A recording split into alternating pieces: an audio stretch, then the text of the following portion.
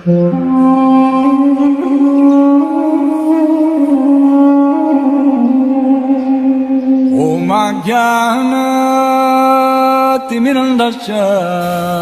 I am stressing. तो आज हम एक बहुत ही इम्पोर्टेंट श्लोक कर रहे हैं. दैट इज वेरी इंपॉर्टेंट श्लोक फ्रॉम श्रीमद् भागवतम. तो आप मेरे पीछे दोहराएंगे. पहले स्क्रीन पे वो श्लोक आ रहा है. श्रीमद् भागवतम के दूसरे स्कंद का तीसरा चैप्टर और उसका 17वां श्लोक है. 2.3.17. आयुर्हरति वैपुंसाम् उद्यन् अस्तम् यन्नसो तस्यर्थे यत्क्षणो नीत उत्तम श्लोक वार्तया.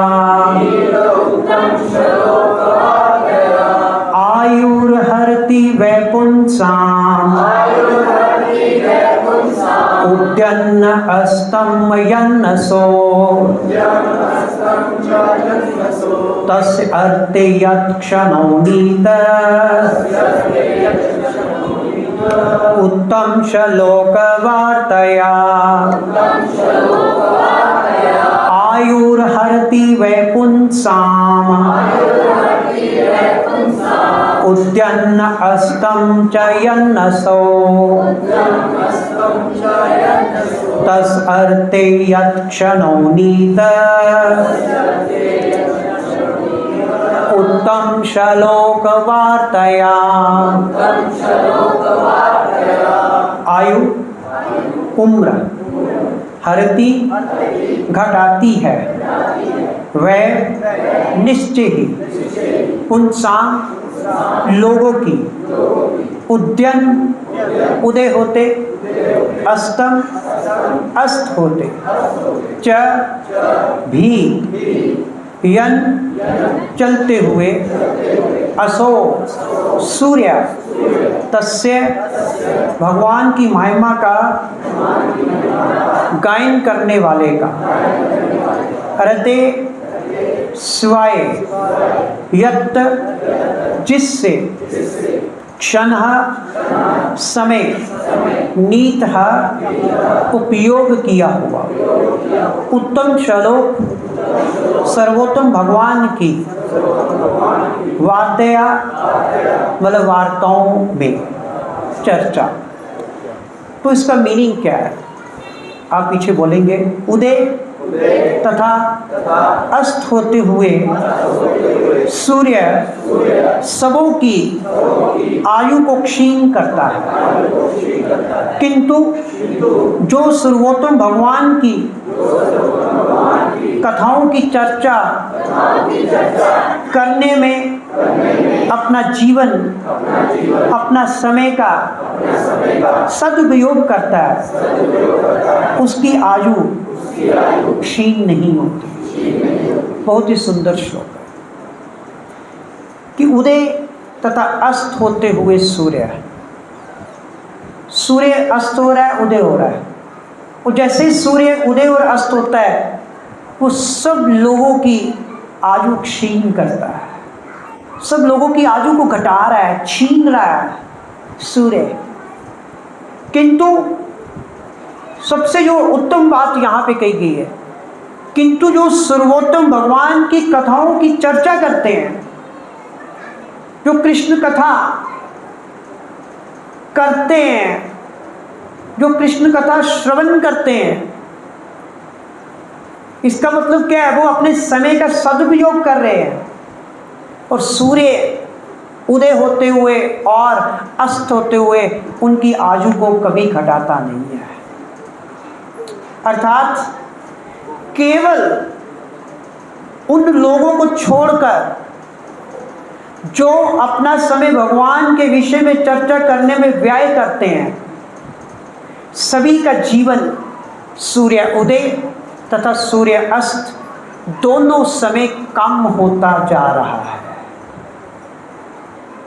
अर्थात सूर्य उदय एवं सूर्य अस्त दोनों ही हमारे जीवन की अवधि कम कर रहे हैं। जब सूर्य अस्त हो रहा है, सूर्य उदय हो रहा है, दोनों ही हमारे जीवन की अवधि को छीन रहे हैं, कम कर रहे हैं। और यहाँ भगवान श्रीमद् भागवतम में सुखदेव गोस्वामी महाराज एक बहुत अच्छी एग्जाम्पल दे रहे हैं। सूर्य का कार्य क्या है? हमारे जीवन को लेना, हमारे जीवन को छीनना। किंतु सूर्य एक भक्त के जीवन को नहीं ले सकता। सूर्य सबके जीवन को ले सकता है, सबके जीवन को छीन सकता है। लेकिन इस श्लोक में सुखदेव गोस्वामी महाराज कह रहे हैं, जो भगवान के भक्त है, भगवान के ऐसे भक्त जो अपने जीवन का सदुपयोग भगवान कृष्ण की कथा, उनकी चर्चा करने में अपने जीवन का उपयोग करते हैं, सूर्य कभी भी उनका जीवन नहीं छीन सकता। और कृष्ण भावना अमृत, कृष्ण भक्ति जीवों को शाश्वत जीवन प्रदान करती है। कितनी इंपॉर्टेंट है। अगर ये श्लोक ही हमने न पढ़ा होता तो हमें कृष्ण भक्ति की, कृष्ण कथा की, कृष्ण चर्चा की कभी इंपॉर्टेंस ही न पता चलती। कि सूर्य तो सभी की आयु क्षीण कर रहा है, लेकिन उनकी नहीं कर रहा जो कृष्ण कथा में अपना जीवन बिता रहे हैं। और जब कोई व्यक्ति बीमार हो जाता है तो डॉक्टर उसे बीमारी से राहत दिलाने के लिए उसको दवाई देते हैं। पता है ना आपको? कई बार क्या होता है, कोई रोग बहुत ही खतरनाक रोग होता है, बहुत ही स्ट्रॉन्ग बीमारी होती है, तो फिर डॉक्टर क्या करते हैं कि उसे तुरंत प्रभाव चाहिए। एक ऐसी बीमारी, बुखार 108, 107, अब तो क्रोसिन खाने से बात नहीं बनेगी, तो फिर डॉक्टर क्या करेगा बताइए? उसकी नाड़ी में टीका लगाएगा, उसकी नाड़ी में, नसों में इंजेक्शन लगाएगा, ताकि उसे तुरंत उसको उसका प्रभाव मिले। इसी प्रकार जो भगवान के शुद्ध भक्त है, वो सामान्य जनों के कर्णों में, कानों में इंजेक्शन लगाते हैं। दे इंजेक्ट द हरि कथा। जैसे एक डॉक्टर नाड़ी में टीका लगाता है, उसका तुरंत प्रभाव मिलता है, इसी प्रकार भगवान के जो भक्त हैं, सामान्य लोगों के कानों में हरि कथा का इंजेक्शन लगाते हैं। हमारा ये भौतिक शरीर जो है ना, ये जो शरीर हमने धारण किया हुआ है, ये एक बीमारी है। आपको ये शरीर बहुत अच्छा लगता है, लेकिन सुखदेव गोस्वामी महाराज इस श्लोक के माध्यम से बता रहे हैं कि ये जो भौतिक शरीर है, ये बीमारी है, जिसे हम संवारने में कितना टाइम लगाते हैं। बीमारी को सजा रहे हैं, बीमारी को ग्रो कर रहे हैं हम लोग। तो सुखदेव गोस्वामी महाराज कह रहे हैं कि ये शरीर एक बीमारी है, और वास्तव में हम कौन हैं?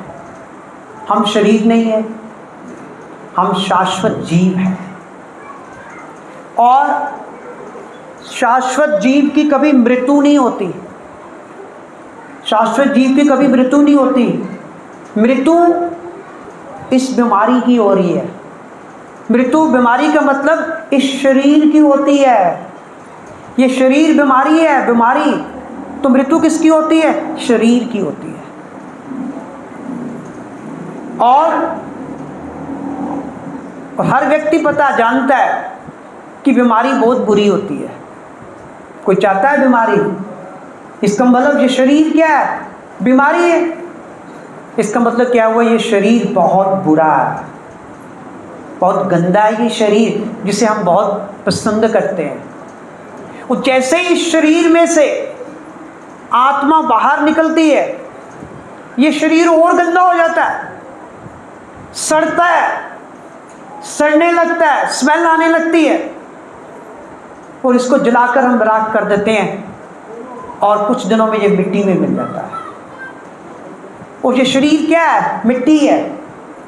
और जब ये मिट्टी हमारी आत्मा के साथ लिपटती है, हमारे आध्यात्मिक शरीर के साथ जब जब मिलती है, तो ये मिट्टी, ये शरीर जो है हमारी आत्मा को गंदा कर देता है, हमारी आत्मा को गंदा कर देता है। और इसकी सफाई की ज़रूरत है।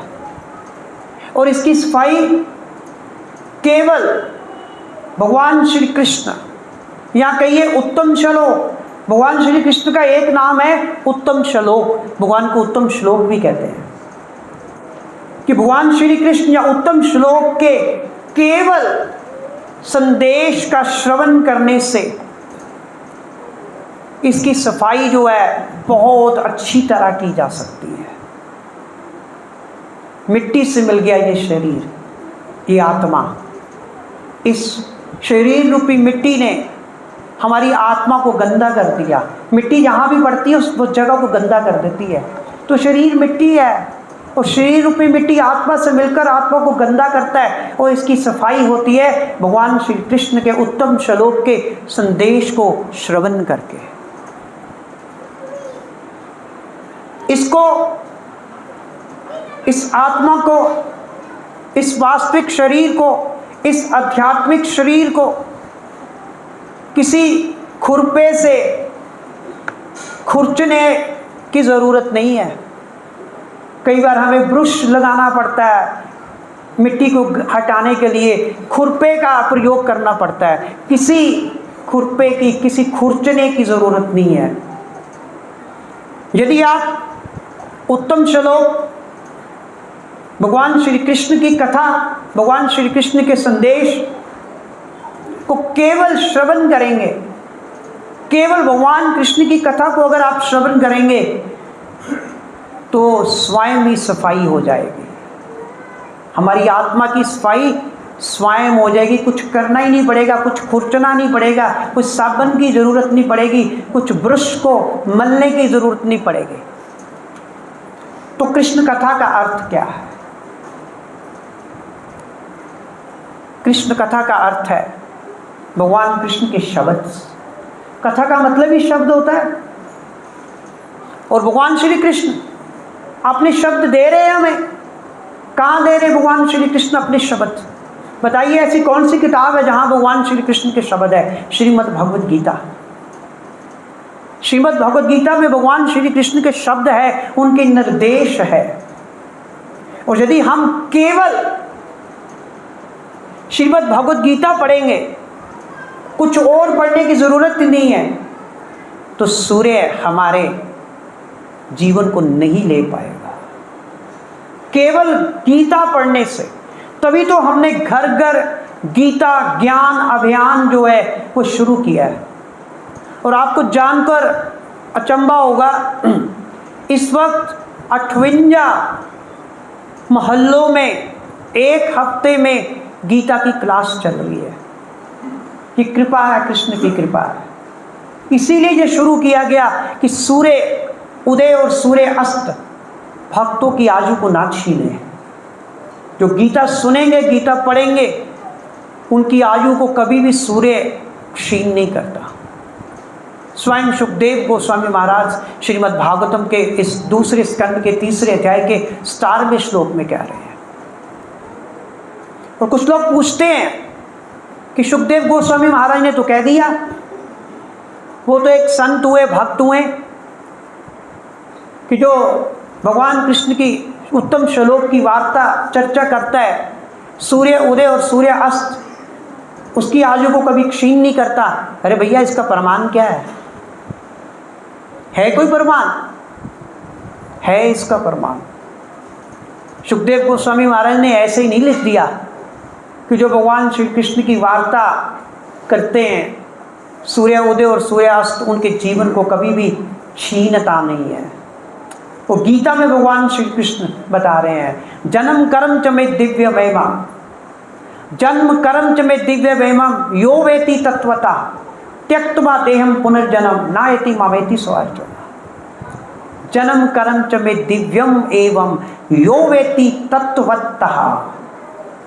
भगवान श्री कृष्ण कह रहे हैं कि जो कोई भी मेरे जन्म और मेरे कर्म के दिव्य रहस्यों को समझ लेता उसे कभी भी मृत्यु नहीं आती, उसे कभी भी बार बार जन्म बार बार मृत्यु नहीं लेनी पड़ती, भगवान श्री कृष्ण कह रहे हैं। लेकिन हम तो यही सुनते आए हैं भगवान तो अज है, जिनका कभी कोई जन्म नहीं होता, भगवान तो शाश्वत है। लेकिन यहाँ हम भगवान के जन्म की बात कर रहे हैं और अभी हम अगस्त के 26 अगस्त को हम लोग सेलिब्रेट करने जा रहे हैं बड़ी धूमधाम से भगवान श्री कृष्ण की जन्माष्टमी। भगवान तो अज है, फिर हम जन्माष्टमी की बात कैसे कर रहे हैं?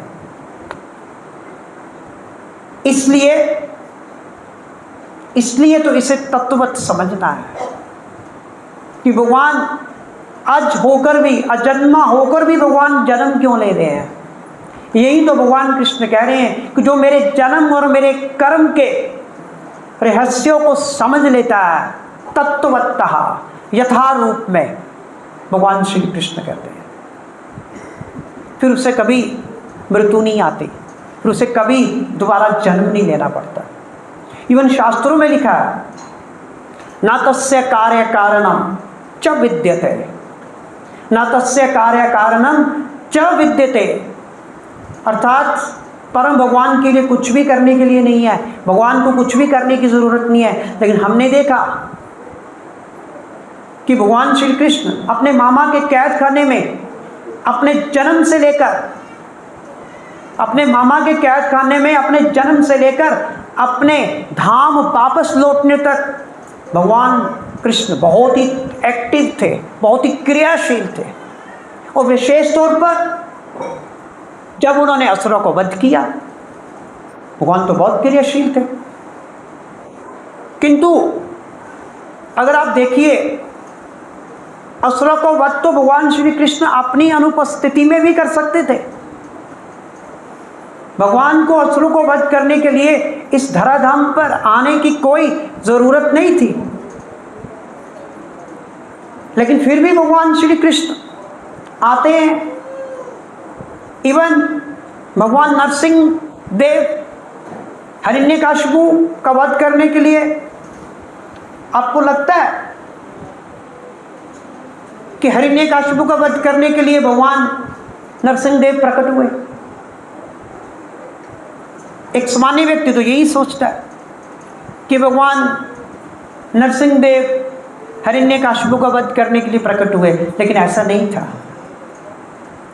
ये काम तो भगवान किसी से भी करवा सकते थे, किसी से भी क्या करवाना, भगवान तो सोचने मात्र से ही अपने धाम में बैठे हिरण्यकशिपु का वध कर सकते थे।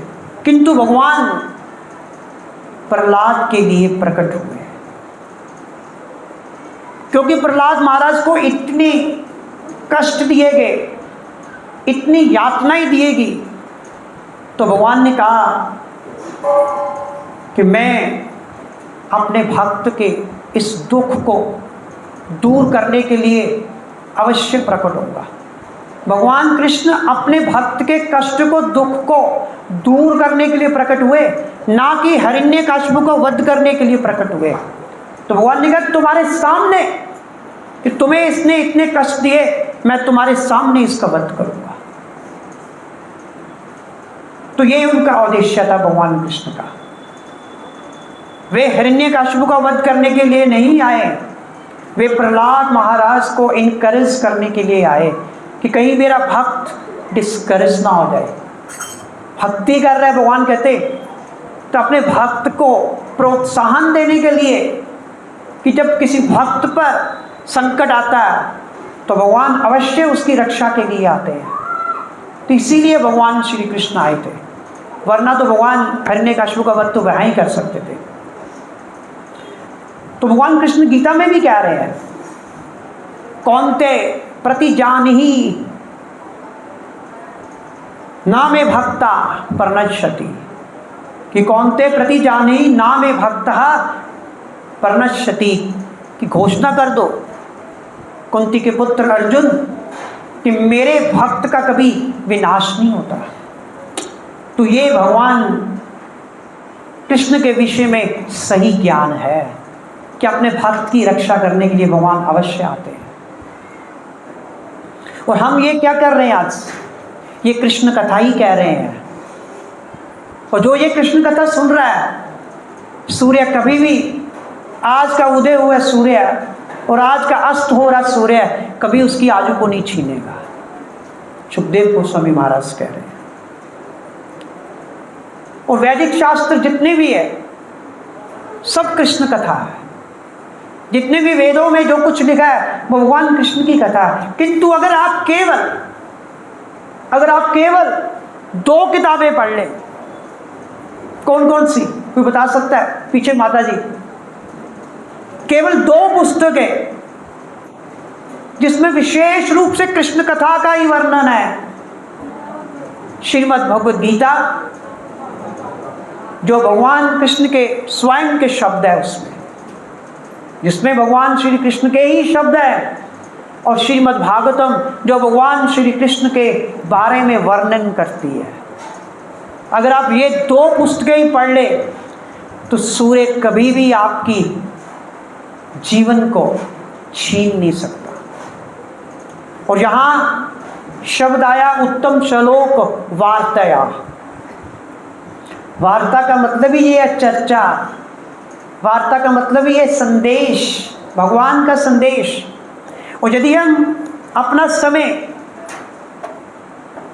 केवल भगवान श्री कृष्ण के विषय में पढ़ने और उनके बारे में श्रवण करने में बिताएं तो सूर्य हमारा जीवन नहीं ले पाएगा।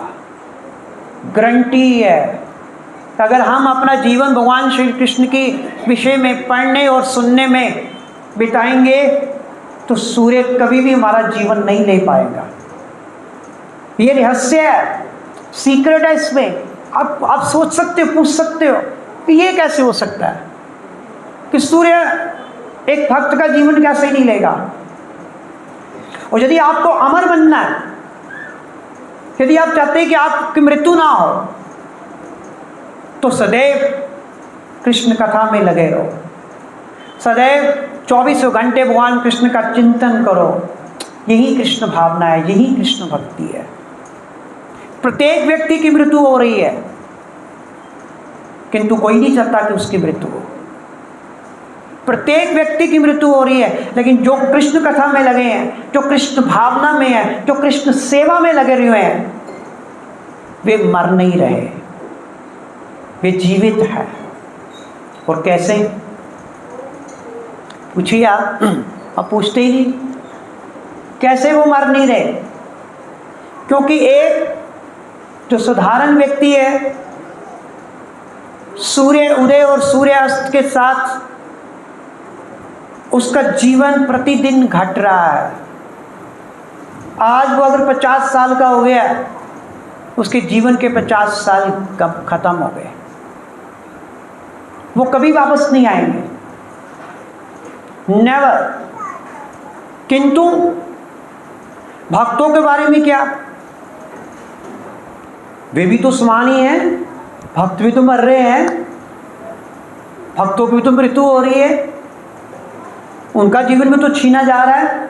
फिर हम कैसे कह रहे हैं कि भक्तों का जीवन सूर्य उदय और सूर्यास्त छीनता नहीं है? हमें बाहर से लगता है कि उनका जीवन छीना जा रहा है, बाहर से तो ऐसे ही लगता है, लेकिन वास्तविक जो शरीर है ना, जो छिनती है ना, वो मिट्टी छिनती है। लेकिन जो वास्तविक शरीर है वो नहीं छिन रहा भक्त का। भक्त का जो आध्यात्मिक शरीर है वो कभी नहीं छिनता। तभी तो भगवान श्री कृष्ण कह रहे हैं, त्यक्त्वा देहं पुनर्जन्म नायति मामेति सो अर्जुना, कि मेरा भक्त इस शरीर का त्याग करने के बाद कभी भी दोबारा जन्म नहीं लेता, कभी भी जन्म नहीं लेता। और कहाँ जाता है वो? भगवान कहते हैं मेरे पास। और क्या चीज जाती है भगवान के पास? आत्मा जाती है। भक्त का जो शरीर होता है वो ये भौतिक शरीर की बात नहीं हो रही। सामान्य व्यक्ति जब मरता है तो उसे फिर एक शरीर धारण करना पड़ता है, फिर दोबारा शरीर, फिर तीसरी बार शरीर, शरीर पर शरीर उसे धारण करने पड़ते हैं, बारंबार मृत्यु उसकी होती है। लेकिन भक्त को ये जो शरीर जब त्यागता है, त्यक्तवाते हम पुनर्जन्म, तो वो कहाँ जाता है? भगवान के पास जाता है, उसकी आत्मा भगवान के पास जाती है। जो साइंटिस्ट है, जो वैज्ञानिक है, वो ये समझ ही नहीं पाते कि ये जो शरीर है आत्मा का एक बाहरी वस्त्र है। जैसे हम शर्ट पहनते, कमीज पहनते हैं, उसी तरह आत्मा ने ये वस्त्र पहना हुआ है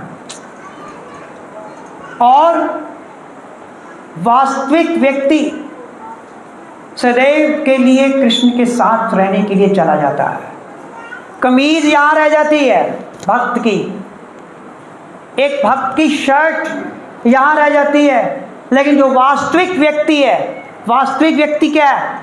आत्मा, वो हमेशा हमेशा के लिए जीवित रहती है, क्योंकि आत्मा शाश्वत है, भगवान के पास चली जाती है, दोबारा शरीर धारण नहीं करना पड़ता, मृत्यु नहीं होती। इसीलिए जैसे ही आपको आध्यात्मिक शरीर प्राप्त होता है, जैसे ही आपको आध्यात्मिक शरीर प्राप्त होता है, तो सूर्य के पास उसे छीनने के लिए कोई शक्ति नहीं है। और गीता में भगवान श्री कृष्ण कह रहे हैं कि आध्यात्मिक शरीर को ना कोई जला सकता है, ना कोई काट सकता है, ना हवा उसको सुखा सकती है, भगवान तो स्वयं कह रहे हैं। तो इसलिए आत्मा को कोई भी भौतिक वस्तु नष्ट नहीं कर सकती, आत्मा कभी नष्ट नहीं होती। शरीर जलकर राख होता है, आत्मा कभी नष्ट नहीं होती। सामान्य जनों का जो आत्मा है वो दूसरे शरीर में प्रवेश कर जाती है, वो तो बार बार मृत्यु, बार बार मृत्यु, उसे तो मरना पड़ता है। लेकिन जो भक्त है उसकी आत्मा कहाँ चली जाती है? भगवान के धाम चली जाती है।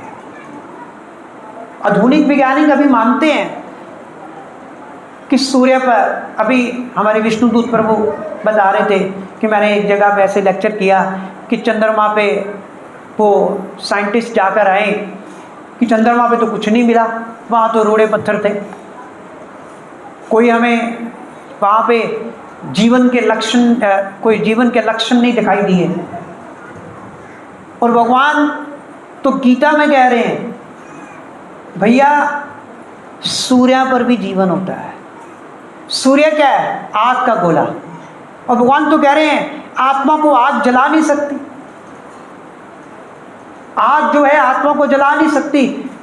तो भगवान के अनुसार सूर्य लोक पर भी जीवन है, वहाँ पर जो जीवात्माएं रहते हैं उनके शरीर अग्नि के शरीर होते हैं, भगवान बता रहे हैं। नो डाउट यहाँ पृथ्वी पर जो शरीर होते हैं वो पृथ्वी की तरह के शरीर होते हैं, बड़े सुंदर होते हैं, लेकिन होते मिट्टी के हैं। कभी आपने देखा है प्लास्टिक का पेड़? देखा कभी? अब मैंने देखा, हम लोग बटाले गए तो हमारे प्रभु ने वहाँ पे अंदर एक पेड़ लगाया हुआ था रूम में, तो मुझे लगा कि ओरिजिनल है, लगा काफ़ी कॉस्टली होगा, बड़ा अच्छा ओरिजिनल लग रहा था। मैंने पूछा, वो कहते प्लास्टिक का पेड़ है। इसी प्रकार हमारा शरीर है, ये प्लास्टिक का शरीर है, असली शरीर तो आत्मा है। वास्तविक शरीर तो जैसे एक वास्तविक पेड़ होता है, उसी प्रकार वास्तविक शरीर तो हमारी आत्मा है। तो इसलिए भगवान श्री कृष्ण कहते हैं जो कोई भी मुझे वास्तव में समझ जाता है, प्रमाण दे रहा हूं मैं कि सूर्य उदय और सूर्य अस्त से भक्त का जीवन कभी क्षीण नहीं होता। भगवान कह रहे हैं कि अगर कोई मुझे वास्तव में समझ जाता है तो उसे पुनः जन्म नहीं लेना पड़ता। इसलिए आप कृष्ण को समझें। अब प्रश्न उठता है कि भगवान कृष्ण को कैसे समझेंगे? भगवान ने तो कह दिया, जो मेरे जन्म और कर्म के रहस्यों को जानता है, समझ जाता है, उसे दोबारा शरीर नहीं लेना पड़ता, दोबारा जन्म नहीं लेना पड़ता। तो भगवान को कैसे समझेंगे? बहुत सिंपल मेथड सुखदेव गोस्वामी बता रहे हैं कि भगवान के विषय में श्रवण करो अगर भगवान को समझना है। सुखदेव गोस्वामी महाराज कह रहे हैं ये इतना कठिन नहीं है श्रवण करना। कई बार तो हम यहां बैठकर भी श्रवण नहीं करते, हम लोग दूसरे कामों में बिजी होते हैं। ये दुर्भाग्य है, ये दुर्भाग्य है कि कथा में बैठकर भी अब कथा ना श्रवण करें। इससे बड़ा दुर्भाग्य क्या हो सकता है? और ये इतना मुश्किल नहीं है, इतना कठिन नहीं है। कोई भी भगवान के बारे में श्रवण कर सकता है। और श्रवण करना किससे? भगवान के शुद्ध भक्तों से, गुरु से, आचार्यों से। ऐसे लोगों से कभी श्रवण नहीं करना जो पेशेवर हैं, जो पैसे लेकर कथा सुना रहे हैं। आज एक प्रचलन है, भागवत कथा 20-20, 30-30, 50 लाख में आज बिक रही है। आज लोग सिंगर्स को बुला रहे हैं लोगों को लुभाने के लिए। लोग लुभाए तो जा रहे हैं, लेकिन लोगों के जीवन क्षीण होते जा रहे हैं, उनके जीवन छीने जा रहे हैं। उनके जीवन तभी बच सकते हैं अगर वो भक्तों के मुख से भगवान श्री कृष्ण की कथा को सुनते हैं। यदि आप ये पुस्तकें पढ़ी हैं पीछे, यदि आप धार्मिक पुस्तकें पढ़ते हो तो आप अपना जीवन बचा सकते हो। You can save your life if you read the spirituals, scriptures. और यदि आप केवल श्रीमद् भगवत गीता पढ़ते हैं, यदि आप केवल श्रीमद् भागवतम पढ़ते हैं, तो कहते सूर्य की औकात ही नहीं है, सूर्य की हिम्मत ही नहीं है कि वो आपके जीवन को छीन ले। सूर्य में इतना सामर्थ्य ही नहीं है कि वो भक्त के जीवन को छीन ले। और इसका अर्थ है, अगर आप श्रीमद् भगवत गीता पढ़ रहे हैं, अगर आप श्रीमद् भागवतम श्रवण कर रहे हैं या पढ़ रहे हैं, तो इसका मतलब क्या है? आप अमर हो रहे हैं, आप अमरता की ओर बढ़ रहे हैं। और कौन है जो अमर होना नहीं चाहता? प्रत्येक व्यक्ति चाहता है। यही तथ्य है, यही सच्चाई है। कोई मरना नहीं चाहता, हर व्यक्ति जीवित रहना चाहता है। इसलिए यदि आप सदैव के लिए जीवित रहना चाहते हैं तो आपको एक ही काम करना होगा, भगवान कृष्ण की कथा को नित्य सुनना होगा, और कोई दूसरा चारा नहीं है। और ये श्लोक श्रीमद् भागवतम का इसकी पुष्टि करता है, इसका प्रमाण देता है। आयुर्हरति वैपुंसाम उद्यन अस्तम यन्नसो, कि उगता हुआ सूर्य और अस्त होता हुआ सूर्य। यन अस्तो यन असो, असो का मतलब होता है सूर्य। और जो सूर्य उगता है और जो सूर्य अस्त होता है, वो भक्तों की आयु को कभी नहीं हर सकता। सूर्य प्रत्येक सुबह उगता है, और जैसे सूर्य उदय हो रहा है वो आपका जीवन ले रहा है, आपको मालूम नहीं है, आपका जीवन ले रहा है वो। यही सूर्य का कार्य है। किंतु यदि आप सूर्य को पराजित करना चाहते हैं, वैसे सूर्य को पराजित करना बहुत मुश्किल है। सूरज बहुत शक्तिशाली है। सूरज, हम साइंस में पढ़ाते हैं, sun is the source of whole energy. सूर्य से ज़्यादा एनर्जी किसमें नहीं है, किसी में भी नहीं है। तो फिर भी आप सूर्य को परास्त कर सकते हैं। मुमकिन नामुमकिन नहीं है, कठिन जरूर है। कैसे प्राप्त कर सकते हैं? केवल कृष्ण कथा का पठन करके, केवल कृष्ण कथा का श्रवण करके। तो ये बहुत सरल पद्धति है, इट्स वेरी इजी मेथड कि कृष्ण कथा को सुन के, उनका पठन करके आप सूर्य को प्राप्त कर सकते हो। तो हम ये अवसर क्यों छोड़ देते हैं? भगवान ने ये अवसर दिया हमें, कितना सुंदर अवसर दिया भगवान ने, हम ये अवसर क्यों छोड़ देते हैं? और अधिकतर मूर्ख लोग अवश्य इस अवसर को छोड़ देते हैं। जो वाकई मूर्ख लोग होते हैं वो इस अवसर को खो देते हैं।